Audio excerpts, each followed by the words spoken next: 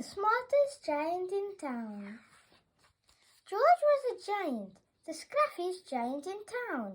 He always wore the same old pair of brown sandals and the same old patched-up gown. I wish I wasn't the scruffiest giant in town, he said sadly. But one day, George noticed a new shop.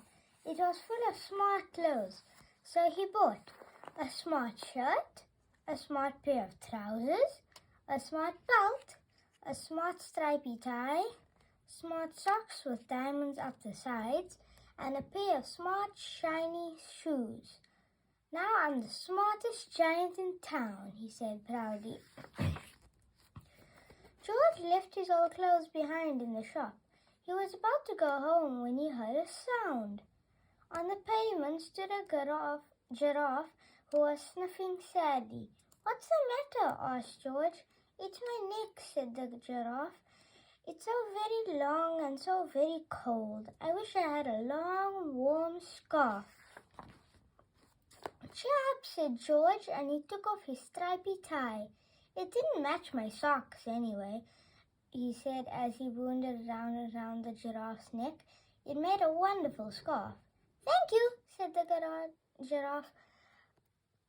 As George strode towards home, he sang to himself, "My tie is a scarf for a cold giraffe, but look me up and down, I'm the smartest giant in town."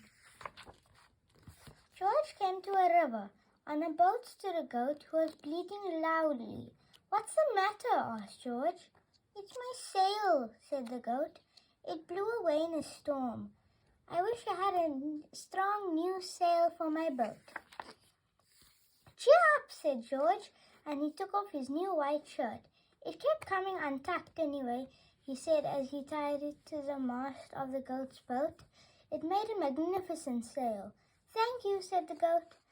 George strode on, singing to himself, My tie is a scarf for a cold giraffe. My shirt's on a boat as a sail for a goat. But look me up and down, I'm the smartest giant in town." George came to a tiny ruined house. Beside the house stood a white mouse with lots of baby mice.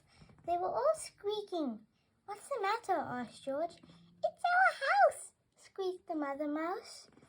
"It burnt down and now we have nowhere to live. I wish we had a nice new house." "Cheer up," said George, and he took off one of his shiny shoes. "It was giving me blisters anyway," he said as the mouse and her baby scrambled inside. The shoe made a perfect home for them. "Thank you," they squeaked. George had to hop along the road now, but he didn't mind. As he hopped, he sang to himself, My tie is a scarf for a cold giraffe. My shirt's on a boat as a sail for a goat. My shoe is a house for a little white mouse. But look me up and down, I'm the smartest giant in town. George came to a campsite. Beside a tent stood a fox who was crying. What's the matter? Asked George. It's my sleeping bag, said the fox. I dropped it in a puddle. I wish I had a warm, dry sleeping bag. Cheer up, said George, and he took off one of his socks with diamonds up the sides. It was tickling my toes anyway, he said, as the fox snuggled into it. It made a very fine sleeping bag. Thank you, said the fox. George hopped on singing to himself. My tie is a scarf for a cold giraffe. My shirt's on a boat as a sail for a goat. My shoe is a house for a little white mouse. One of my socks is a bed for a fox. But look me up and down, I'm the smartest giant in town. George came to a big squelchy bog. Beside the bog stood a dog who was howling. What's the matter? Asked George. It's this bog, said the dog. I need to get across, but I keep getting stuck in the mud. I wish there was a safe, dry path. Cheer up, said George, and he took off his smart new belt. It was squashing my tummy anyway, he said, as he laid it down over the bog. It made an excellent path. "Thank you," said the dog. The wind started to blow, but George didn't mind. He hopped on, singing to himself, "My tie is a scarf for a cold giraffe. My shirt's on a boat as a sail for a goat. My shoe is a house for a little white mouse. One of my socks is a bed for a fox. My belt helped a dog who was crossing a bog. But my trousers are falling down. I'm the coldest giant in town." Suddenly George felt sad and shivery and not at all smart. He stood on one foot and thought, "I'll have to go back to the shop and buy some more clothes," he decided. He turned round and hopped all the way back to the shop.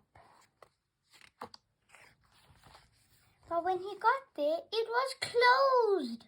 "Oh no," cried George. He sank down onto the doorstep and a tear ran down his nose.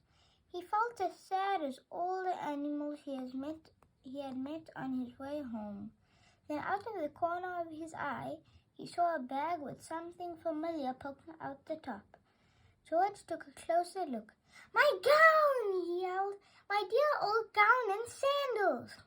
George put them on. They felt wonderfully comfortable. "I'm the coziest giant in town," he cried, and he danced back home along the road. Outside his front door stood all the animals he had helped. They were carrying an enormous present. "Come on, George," they said. "Open it." George untied the ribbon. Inside was a beautiful gold paper crown and a card. "Look inside the card, George," said the animals. George put the crown on his head and opened the card.